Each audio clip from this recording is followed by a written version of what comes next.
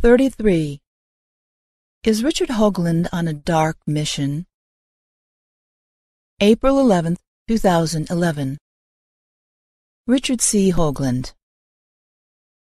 Readers of other articles I have written will perhaps be wondering why I now seem to be writing an article about Mr. Richard Hoagland, a well-known researcher who was a regular guest and contributor to the popular late-night U.S. syndicated talk show Coast to Coast. Mr. Hoagland is billed as a quote-unquote science advisor to the program, though he does not have any formal qualifications in science subjects. Mr. Hoagland, however, did apparently work as a curator for NASA for some time, and he also worked with famed CBS reporter Walter Cronkite, presumably on reports relating to NASA and/or the Apollo and other space missions. Richard C. Hoagland's main areas of research. Starting in about 1983, Richard Hoagland has presented some very interesting information about Mars, the Moon, and especially Iapetus, and he and others have highlighted a number of anomalies in various photos, which have been sent back by unmanned probes. Mr. Hoagland has posted some quite fascinating, if at times verbose, articles on his website, Enterprise Mission.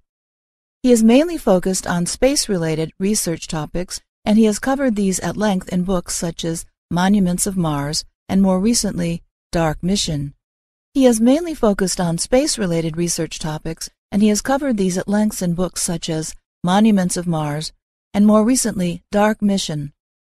Readers of some of his articles may conclude that Mr. Hoagland is something of a quote-unquote trekker, although, unlike this author, Mr. Hoagland apparently knew Gene Roddenberry for some time. Outside of space research, Mr. Hoagland posted a very interesting series of articles about the so-called Norway Spiral. However, in July of 2010, he stated on Coast to Coast, after the massive BP oil spill, that a large undersea region in the Gulf of Mexico could explode from a methane buildup, causing a tsunami. This has not, of course, happened, and I began to have some small questions about his credibility. Secret Space Program Conference. With this said, it can perhaps be seen why it was interesting to me that, on Sunday, April 3, 2011, Richard Hoagland gave a presentation in Amsterdam as part of a conference entitled The Secret Space Program. In August of 2010, I was made aware by the organizer, Jaron Van Straten, that this conference would be happening. At that time, I had spoken to Jaron at the Exopolitics Leads Conference, where I presented The Case for Anti-Gravity. This presentation fits directly into the Secret Space Program research area. Jaron did invite me to have a table to distribute some materials there. However, due to certain timing and family commitments, I decided not to attend. I was also grateful to Jaron for offering to display a few copies of my self-published book entitled 9/11 Finding the Truth. Jaron also displayed some DVDs of a TV presentation by myself and Dr. Judy Wood that was done in February 2009 about the destruction of the WTC, along with some flyers for Dr. Judy Wood's hugely important book, Where Did the Towers Go? I wish, in retrospect, I had decided to attend, as I may have been able to question Mr. Hoagland about a number of aspects of what he presented. One might have thought that Mr. Hoagland would present something about his research from his Dark Mission book, co-authored with Mike Barra. However, most of the material he presented had nothing to do with Dark Mission, Mars, Iapetus, or any of those subjects. Rather, the material he presented was primarily about the events of 9/11. Dr. Judy Wood's 9/11 research and court case. Some readers may know of my special interest in 9/11, as it is the topic I have written about the most on this website, and about which I have the most information posted. Similarly, readers will likely know of my association with Dr. Judy Wood, who has singularly done more than any other researcher to determine what actually happened, and to take that knowledge forward into a key TAM complaint against NIST contractors for science fraud. The complaint was eventually filed in the U.S. Supreme Court. Very recently, Dr. Wood has made a fabulously important new book available called simply, Where Did the Towers Go? This is the only book about 9/11 which examines with a wealth of scientific data what happened to the World Trade Center complex. In this work, and on her website, once the what has been established, the evidence of the how it was done is also explored. Dr. Wood's forensic studies have shown the importance of what are known as field effects in relation to the destruction of the WTC complex. This has been determined from a study of something known as the Hutchison effect, and Dr. Wood has also examined the likely role of Hurricane Aaron in the events of 9/11. Some time ago, I made a 20-minute video summary of the evidence. Dr. Wood has also posted a Cliff Notes summary of the evidence. Richard Hoagland's presentation. When I first listened to Mr. Hoagland's presentation, I was, frankly, shocked. For about an hour and a half, he presented some of the catalog of evidence that Dr. Judy Wood had compiled and made available on her website. Though Mr. Hoagland did reference Dr. Judy Wood's name and made brief mention of her website, it must be pointed out that Mr. Hoagland has never been in contact with either Dr. Wood or myself before or after this presentation. Neither of us had any idea that he would be presenting this research in as much detail as he did. A number of people have already made remarks such as, "Isn't it fantastic that someone like Richard Hoagland is endorsing Dr. Judy Wood's research?" Well, this might be true if he was presenting it fairly and accurately. However, as you will see from details discussed below, Mr. Hoagland made a number of serious errors and omissions in his presentation, and, had he consulted Dr. Wood or myself, or if the organizers had invited Dr. Wood to present this evidence, these mistakes could have been avoided. Both myself and especially Dr. Wood work very, very hard to get details correct. Science and engineering are nothing without details being correct. Hence, we both felt we needed to point out where there are mistakes in his presentation so we can ensure that a true and accurate record of these matters becomes available to people. Some people, I'm sure, will criticize me, or us, for what may be termed nitpicking. However, my response is simply to refer to the previous paragraph about why details are important. Additionally, both Dr. Wood and myself are, or have been, involved in education professionally, which again means we must do our absolute best to ensure that information is passed on accurately and truthfully to those whom we are attempting to guide toward a complete understanding of whatever topic we are tasked with. Finally, if details are to be submitted to court, as Dr. Wood and Jerry Leapart did, they must be absolutely solid and definitive. Telling the truth. People will need to analyze the presentation closely to see some of the subtlety of the errors and misrepresentations, and also again consider why Mr. Hoagland did not present research from Dark Mission or other research from his own lengthy articles. Perhaps it is a measure of the importance of Dr. Judy Wood's research that he decided to do what he did. It is worth noting carefully what Richard Hoagland stated about the events of 9/11 in a coast-to-coast broadcast on April 16, 2008. In discussing some developments in solar power with George Noory, he seemed to believe in what could be called the Bin Laden fantasy. At about 1 minute into this clip, he states, quote, "This is a revolution that's here, and all it's waiting for is the right president to say, 'This is what we're going to do.' Who wants to get on board? This is the way we change the world. I mean, if you look at CNN, you look at NBC, you look at Fox, you look at the litany of awful bad news that we've been living with for almost 10 years now, since 2001, since 9/11, what was the single biggest reason why Bin Laden ostensibly killed 3,000 Americans? So, an initial question then is, what made Hoagland change his mind so much in the intervening 3 years? Dr. Judy Wood's research has been posted quite prominently since at least 2006, and she has been speaking about it since then. It makes it all the more ironic that in his April 3, 2011 presentation, Hoagland should rebuff a statement from the audience about Muhammad Atta's passport being found on the ground. That is, at about 1 minute 15 seconds, he states, "If you believe that, I've got a really cool bridge deal that I..." Okay. Meeting RCH. Personally, I wonder if he secretly paid attention to some of the materials and signs I had on display during the Beyond Knowledge conference in September 2009, when I gave a presentation about crop circles. At that event, I even attempted to strike up a conversation with Mr. Hoagland, but he expressed no apparent interest. He never looked at any of the booklets, leaflets, or DVDs I had on display. At the same conference, Mr. Hoagland did a presentation about the secret space program, but the first hour that I watched was centered on anomalies in the rings of Saturn. And I say again, Richard Hoagland has never communicated with either myself or Dr. Judy Wood before or since his Amsterdam presentation, as of writing this article. Prior to this, I had resisted contacting Mr. Hoagland because of the volume of emails I considered he would receive, and that I had hoped he would find the available information and realize its importance without any need for me to contact him. We can safely say, however, that he has been aware of Dr. Judy Wood's research and website since at least January or February of 2010, when he included reference to it in the third part of his Norway Spiral series of articles. Of course, many people, including myself, often reference or reuse images from websites and presentations they give. However, it is rare that someone will present material exclusively from a website other than their own for 1.5 hours of a 2 3/4 hour presentation. Also, why did Mr. Hoagland not take such an opportunity to present research from Dark Mission and raise awareness and sales of his book? Surely his publisher would have preferred this. More about publishers later. Friends.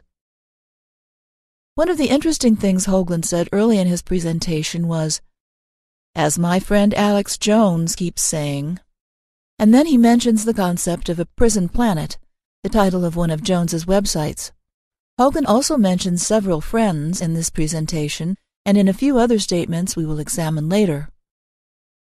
My reason for flagging this up is that Alex Jones has attacked or censored any mention of Dr. Judy Wood's research when it has come up in discussions. One example happened on a radio show hosted by Kevin Barrett, and another was when his own show was being hosted by Jason Burmas. Finally, Jerry Leapart had to write a letter to Alex Jones, discouraging him from disparaging certain researchers while 9/11-related legal action was in progress. Alex Jones, to my knowledge, never mentioned this legal case either, nor did he reply to the letter. Around 53 minutes into the presentation, Hoagland describes Dr. Joseph Farrell as his friend, and he states that Joseph Farrell gave him permission to present some of Farrell's research. However, at no point in the presentation does Hoagland describe Dr. Judy Wood as a friend. Also, he does not state whether she gave him permission to present her research. As already implied, she did not, as she was never contacted and asked this question. Dr. Joseph Farrell has had a number of his own books published with the same publisher as Hoagland, that is, Farrell House, a topic we will return to later. Richard Hoagland has appeared with Joseph Farrell on Coast to Coast on August 21, 2008. Joseph Farrell has also spoken about Dr. Judy Wood's research on 1 or 2 radio appearances, for example, in one of a number of broadcasts on The Bite Show. More recently, however, Dr. Farrell seemed to be rather less interested in talking about 9/11, it seems. Another friend, John Hutchison. At about 95 minutes into the presentation, Hoagland states, presumably showing a slide, "This is John Hutchison. John is a character. I've known him for 10 or 15 years. John is one of those exquisite, no-hold-barred, let me see what I can come up with tomorrow to just play with the universe kind of garage tinkerers." As Dr. Wood has documented, and I have also stated, John Hutchison's research is one of the keys to understanding how 9/11 was done. Few people will talk about this in relation to 9/11, so I was initially surprised when Hoagland did. At about 95 minutes, Hoagland stated that John Hutchison was in the Navy. I doubted this was true, so emailed John to ask him. John confirmed he was never in the Navy. At about 103 minutes, Hoagland stated there was a petition to, quote, get John out of his apartment in New Westminster, Vancouver, Canada. John said in an email to me that no one wanted him to leave. He left to be with his partner, Nancy Lazarian, and work on the Gulf oil aftermath, with some success. These are significant errors, the second of which appears to be some kind of attempt to cast John in a bad light. Masonic symbols and presidents and the 9/11 Truth movement. In his presentation, Hoagland does not start talking about 9/11 until after the 37-minute mark. In doing so, he mentions Masonic symbolism, e.g. the Twin Towers represent Jachin and Boaz. At around 39 minutes, he criticizes the 9/11 Truth movement, suggesting it is, quote, not truth, at least in the sense of the leadership, because the story they're spinning is as fictional as the story that the Bush administration was spinning, that Rumsfeld was spinning, that Cheney was spinning. None of it is true, unquote. He does not present any evidence to back up his statement about the leadership of 9/11 Truth. For example, he could have referenced one of a number of articles on checktheevidence.com, or even my free ebook 9/11 Finding the Truth. Perhaps he was a little nervous, because if he had gone any further, he may have had to mention what one of his fellow conference speakers, Richard Hoagland, said in September 2009 about 9/11 Truth. His comments about the Bush administration are also rather odd, bearing in mind that at about 32 minutes he praised Obama for thinking and even likened him to President Kennedy. Perhaps Hoagland had not considered that something very odd happened with Obama when he was nominated for the Nobel Peace Prize sometime during his first 4 weeks in office, and later received this award, and he was perhaps the only presidential candidate to tour Europe before he was elected.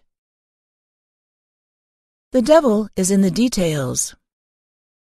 From about 40 minutes, RCH moves into his discussion regarding the destruction of the WTC. At around 40 minutes, he lauds Judy, not Dr. Wood, for some time, but then says, quote, it's our analysis, unquote. Later, it becomes clear that he has put his own spin on what the evidence actually shows. However, he does this having made some serious errors and omissions. Though he says, it's our analysis, he never states who else has contributed to it, and arguably no real analysis is even presented. One error that he makes is repeated several times in his presentation. He talks about the collapse of the towers. For example, at around 42 minutes, he describes it as a, quote, free-fall collapse, unquote. This is not correct, because the towers, as he proceeds to illustrate with photos from Dr. Wood's collection, turned to dust. That is, the towers did not collapse. If they had collapsed, they would have hit the ground and created a seismic signature, among other things. This did not happen. At around 44 minutes, RCH describes what sounds like Dr. Wood's billiard ball example, or BBE, illustration of how the towers were destroyed. Hoagland thought it would take 40 seconds for the buildings to, quote, pancake down floor by floor. It seems he does not understand the BBE. This is covered in Chapter 2 of Where Did the Towers Go?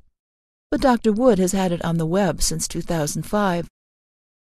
At 47 minutes, Hoagland notes the lack of debris, but then quite a bit later, at about 1.5 hours, confuses the issue and repeats an unverified story. Thus, Judy has found these are in a huge warehouse at Kennedy Airport. They snuck all this stuff out and trucked it to China to quickly melt so that all the evidence would be gone. You are looking at the biggest ever crime against humanity. It appears that Mr. Hoagland must be referring to someone other than Dr. Wood, because these issues are not part of a scientific analysis of empirical evidence.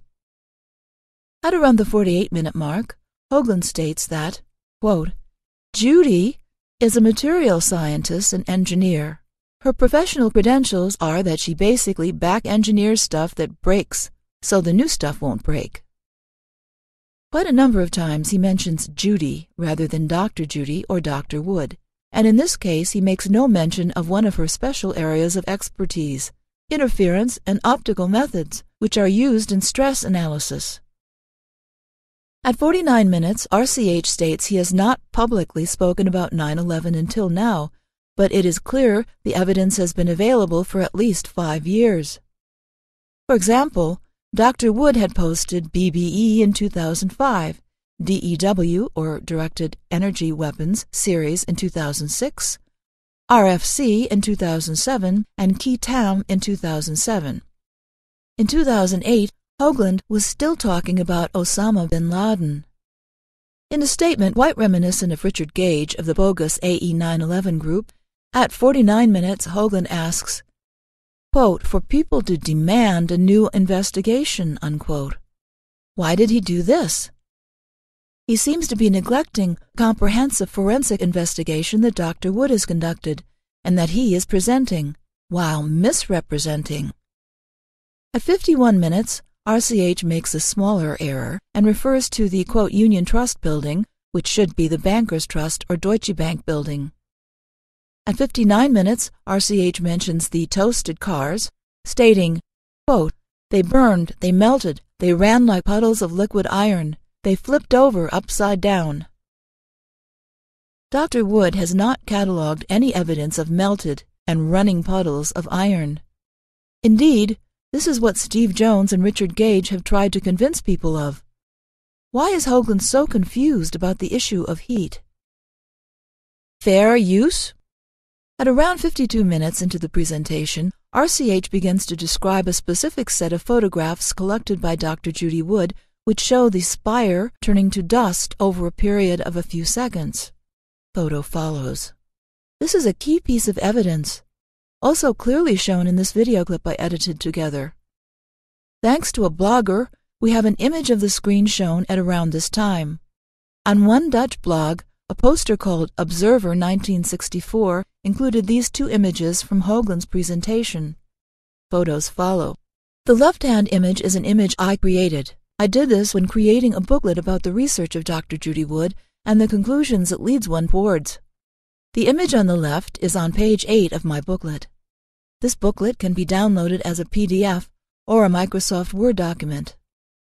Notice that Hoagland does not mention the source of the image, namely, my website. Pay particular attention to the style of lettering and the arrow at the left side edge of the image.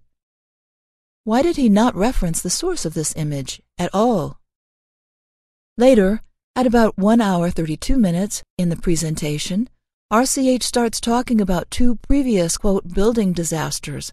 He describes one as the Wilson Center, or Woodrow Wilson Center, actually the Windsor Tower, in Madrid, and another as the B-25 bomber crash in 1945.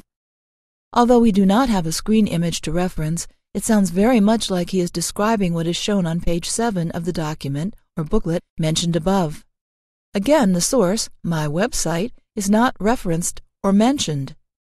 More interesting is the use of the following image. Photo follows. It appears this image can only be found in Dr. Judy Wood's Key Tam document, page 6, figure 29. The color arrows were added to indicate the effects on the steel pieces. It would appear that Hoagland has therefore studied this document. We will refer to the importance of this later. We know what did it. You don't. On listening to the presentation, it appears that RCH seems to be trying to repeat an exercise similar to an earlier attempt by Jim Fetzer to take ownership of the message and/or the conclusions of the research. Initially praising Dr. Judy Wood, he states, at around 59 minutes, following the evidence to its extraordinary and totally Mr. Spock illogical conclusion, unquote.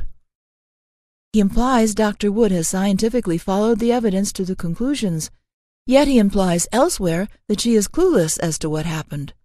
For example, at 1 hour 33 minutes, he states, quote, so, Judy's question, which is exquisitely logical, is, where did these things go? So far, she hasn't got an answer, but I'm hoping that some of the insights that we've been able to put together will help in her investigation. He then abruptly states, quote, here is the mystery of melted steel, unquote. And he does not state what help will be given. He does not at this point state what his answer is either. Neither has he offered any help, as he has not contacted Dr. Wood ever. Sometime later, at around 1 hour 49 minutes, RCH states, quote, electromagnetic fields, when they interact in certain ways, create torsion. They tickle the torsion field, which is the ether. So it's the EM which can trigger what's really doing this, which is not, I bet you dollars to Navy beans, not electromagnetic, unquote. He said that electromagnetic fields interact and create torsion fields, and torsion fields are the ether. So, he is saying that electromagnetic fields create ether? It sounds like his explanation contains a number of buzzwords, and it is not really scientific, and it is also unreferenced. He goes on to state, quote, "And that's where Judy is in error, because she doesn't know about the existence of torsion or hyperdimensional physics." Unquote. This statement is dishonest.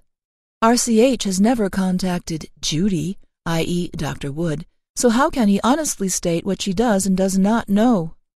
He continues on with some rather confusing statements. Quote, "Or that you can get effects from EM in this other realm as some kind of ERM transducer or sideways step of force. She's thinking this is some kind of electromagnetic effect." Unquote. It is interesting that Mr. Hoagland does not acknowledge or even recognize that one of Dr. Wood's most prominent areas of expertise is interferometry. In her book, Where Did the Towers Go? And All Other Communications, Dr. Wood avoids trendy terms. The only descriptive term she has used in attempting to describe the operation of the technology is, quote, "magnetic electrogravitic nuclear reactions" on page 365. That is, she has never proposed, quote-unquote, EM as a term descriptive of the technology that caused the destruction on 9/11, nor has she proposed using any other term. It appears that here RCH is misrepresenting Dr. Wood's research. Also, we may ask, has RCH read Dr. Wood's book? If he hasn't, why is he pretending to present her work? It seems we have never heard Mr. Hoagland discuss the topic of magnetic electrogravitic nuclear reactions, so it is natural to question if Mr. Hoagland is even familiar with this level of physics, much less understand it. So here again, we see the all-too-familiar pattern of misquoting, muddling up, or misrepresenting the detail of what Dr. Wood has said. In the same segment of the presentation, he then notes, quote, "Although she has connected it to the idea of free energy, and there are extensive discussions on her site, which you'll find about the suppression of this 9/11 catastrophe, mainly to keep us all in the dark, literally, about free energy, and the radical positive effect it could have on society, not just here, but anywhere in the world." Unquote. However, he does not really spend any significant time exploring this issue and the salient connections that have fallen out during Dr. Wood's research. For example, RCH makes no mention at this point of another friend of his, mentioned at the beginning of the earlier Bin Laden clip. This is Dr. Eugene Malov, a tireless and fearless campaigner for the development of free energy technologies, such as those based on low-energy nuclear reactions, LENR, or cold fusion. Hoagland also fails to point out that Malov was murdered in 2004, and that Stephen E. Jones, another of the supposed 9/11 truth leaders, was linked to the field of LENR research. This is a subject I have also written about. At 2 hours 26 minutes, RCH describes steel, quote, "beams coming down," unquote, and states, quote, "they destroy themselves in a geometry which is baffling to every single mechanical engineer or scientist who's looked at the problem, including Judy Wood," unquote. Again, it must be stated that RCH has never corresponded with Dr. Wood, spoken with her, nor even met her in person. So we are at a loss as to how Mr. Hoagland would obtain such information about Dr. Wood, much less, quote, "every single mechanical engineer and scientist," unquote. Is this statement meant to lead listeners to conclude that Judy has only a collection of interesting photos but has no idea what they mean? It is certainly beginning to sound that way. Referring to the groups of steel beams, he then states, quote, "Here is one set that has been rolled up like a carpet by some mysterious force," unquote.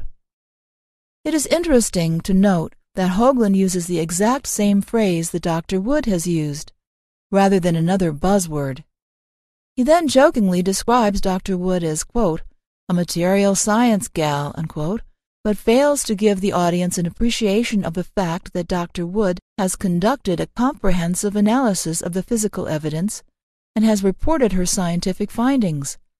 This includes an explanation of the mechanism of, quote, "some mysterious force." Scotty, 3 to beam up. Several times in his presentation, Hoagland references Star Trek, or terms which might be more at home in a script from an episode for that series. At 1 hour 51 minutes and 1 hour 58 minutes, he refers to a disintegrator beam, not a term used by Dr. Wood. At around 1 hour 6 minutes, he discusses the toasted cars and missing engine blocks.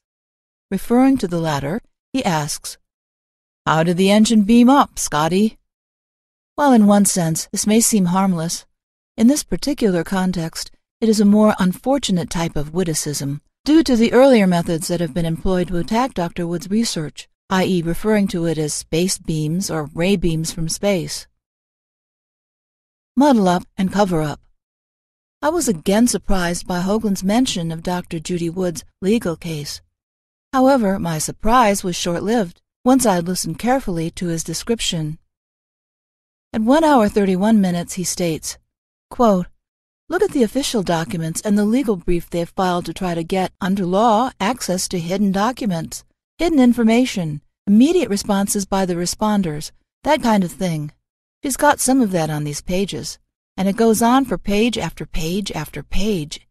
It's an exquisite, really independent analysis which has come to an unbelievable conclusion, only if you believe that the physics we've been spoon-fed is the only physics there is in the universe."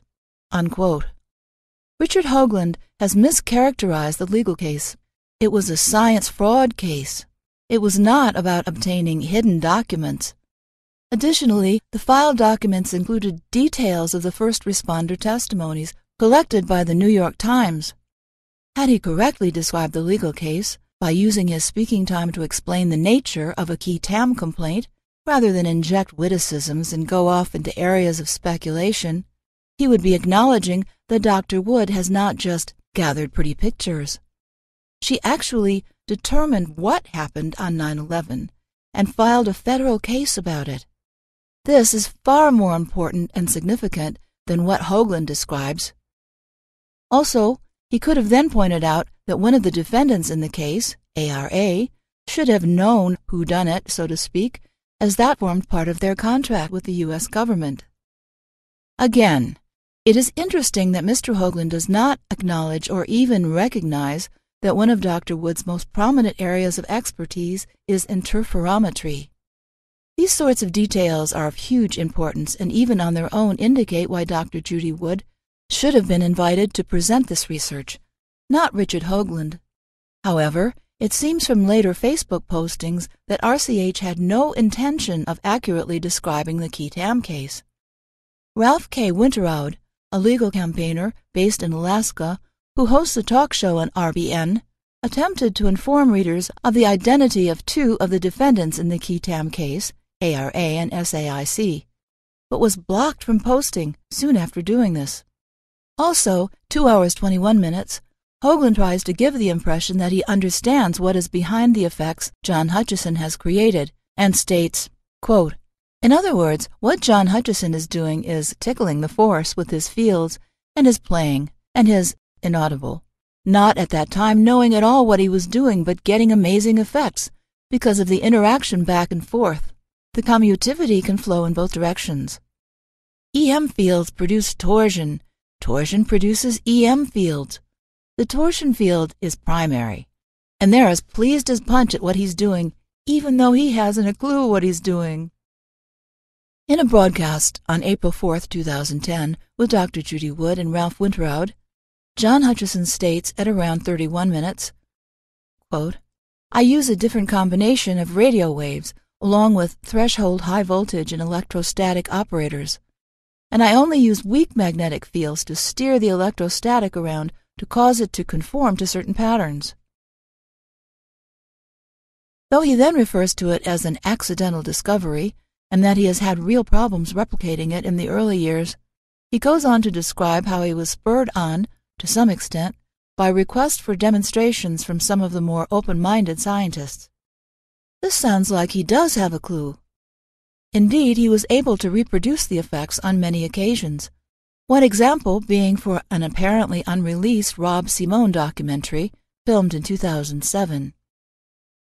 Therefore, it appears that John Hutchison does have a clue about what he's doing, as he understands how to produce results from the interference of various forms of energy fields. That is, he can demonstrate this technology. Space beams? Toward the end of the presentation, at around 2 hours 31 minutes, RCH states, quote, "The torsion field, as it was excited by this external energy force, applied as a beam, as an interference pattern by some very sophisticated folks, probably in orbit, probably directing this toward the ground, hundreds of miles below, a la what Ed Grimsley has been showing us now for nights on the cruise, and then last night up at the hotel. That technology destroyed these two buildings, and brought them down by disintegrating at the molecular level all their components, and there's so much more correlating data that I don't have time, obviously, but it's out there." Unquote. Is Hoagland therefore saying he can't really explain it? Sadly, Hoagland does not cover any evidence of why he thinks the system might be in orbit. Dr. Wood was the first person to point out the circular holes and cutouts in the tops of buildings, but they may have been created by some type of interference effects, as circular holes have been created in one or more of John Hutchison's metal samples. Buzzwords and jokes. RCH's presentation is peppered with jokes and buzzwords. Do jokes enhance or suppress someone's critical thinking? Is it the case that non-scientists can use scientific-sounding buzzwords repeatedly to make an audience think they are an authority on a given subject? Remember, RCH does not have a science degree. Dr. Judy Wood has completed 3 science degrees. Dr. Wood has observed in her book that using a buzzword can often discourage people from thinking about the details of a phenomenon, and therefore they are less likely to develop an understanding of it. Omissions. Even though RCH's presentation lasted the better part of 3 hours, there were many significant omissions, and as described above, a number of distortions. Here are just a few of the omissions. Seismic evidence. WTC bathtub description. Round holes in windows and those double-glazed panes where only the outer part is broken. Phenomenon of no stab wounds in the region of the 18th to 80th floors of the WTC. The so-called jumpers who jumped out of the tower before it was destroyed. Transmutation of materials. Rust effects. Ongoing effects at the site. Dirt piles. Discussion of WTC-7 destruction. Prepping of buildings, lathering and other related effects. And Alaskan magnetometer data. Finally, his most significant omission was Hurricane Erin. This is a particularly interesting omission for several reasons. At 86 minutes, RCH mentions effects seen in tornadoes, stating, "I got to thinking one day, what is a tornado? It is a spinning column of air. This creates a torsion field." This was a question Dr. Wood began to research in early 2008, and the similarities with the Hutchison effect, while she was studying Hurricane Erin. She presented this in May 2008 in Seattle. Curiously, in October of 2005, RCH noted on his blog the relationship of anomalous behaviors observed in both Hurricane Wilma and Hurricane Ophelia. This information is only currently present in the Internet Archive, as RCH has deleted it from his website or moved it from its original location. This makes his omission of Hurricane Erin particularly staggering. Summary of what we have learned so far. It seems clear that in large part RCH has misrepresented Dr. Wood's research. He presented her analysis as his own, while implying that she was clueless about what happened. 3 years ago, Mr. Hoagland was still promoting the 9/11 bin Laden story. 4 years ago, Dr. Wood submitted her analysis in a federal qui tam case. This is a matter of public record. So Dr. Wood and RCH didn't just happen to discover the same thing at the same time. She is a careful scientist and does not blurt out speculations and guesses to be the first so she can cash in on a prize. As a result, she's never had to retract any of her scientific findings. Dr. Wood did the research in her area of expertise as a scientist, began speaking the truth, and in doing so ended up with no job. Receiving some support from a few others, she has written a 500-page book which has largely been self-financed, and it is the matter of the publication of the book which we now turn to. Dr. Wood's science book, Where Did the Towers Go? It should be noted that Dr. Wood's compendious forensic study, which Hoagland, at around 56 minutes in his presentation, derogatively describes as a quote-unquote 25-pound doorstop, only became available in January of 2011, and we have wondered if there is any connection between the recent publication of this book and RCH's presentation of some of the evidence contained within it. At this point, it is unclear if RCH had read a copy of the book before his presentation. However, what is known is the reason why Dr. Wood's book has been self-published. Publish or be damned. Following a recommendation by someone else, Feral House was approached to publish the book that Dr. Judy Wood had spent considerable time compiling. As mentioned near the start of this article, this publisher is the same one that has published Dark Mission by Hoagland and Barra, and several works by Joseph P. Farrell. There was some initial debate about the length of the book, but in 2008 the publisher did sign a contract with Dr. Judy Wood to publish the book, and a small advance was paid to her. A cover was designed for the book based on the design that Dr. Wood completed. The story of what happened over the next few months is rather long and convoluted, but the end result was that the publisher made various claims and eventually published a listing for a book which indicated it would have been much reduced from the original proposed length, and it would not have had enough images in it to illustrate properly to the reader what actually happened on 9/11.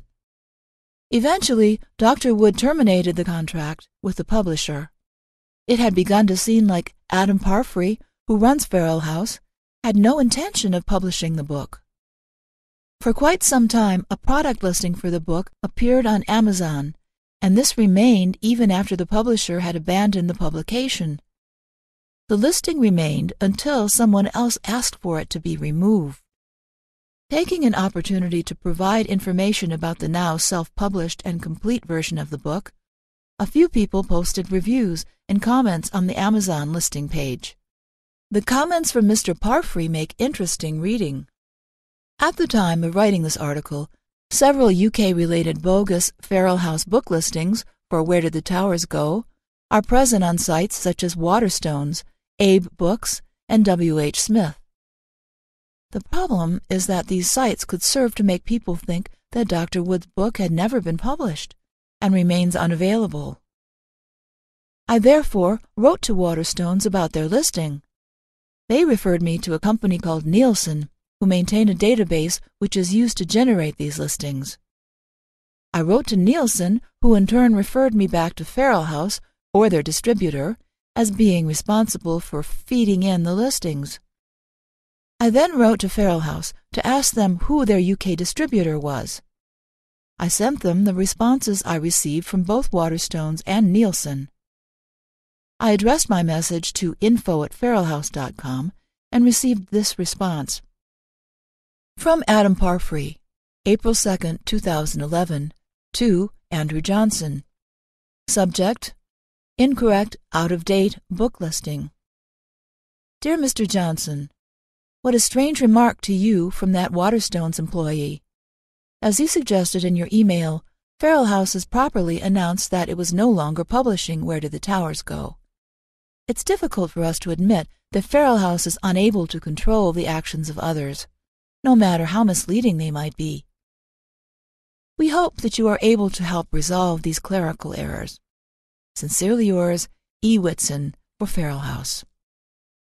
Notice that the response came from Adam Parfrey's email address, but the person stated their name as E. Whitson.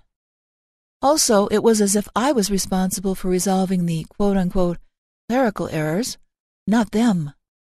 They also did not help me in identifying who the UK distributor was, so I had to find that out from another source.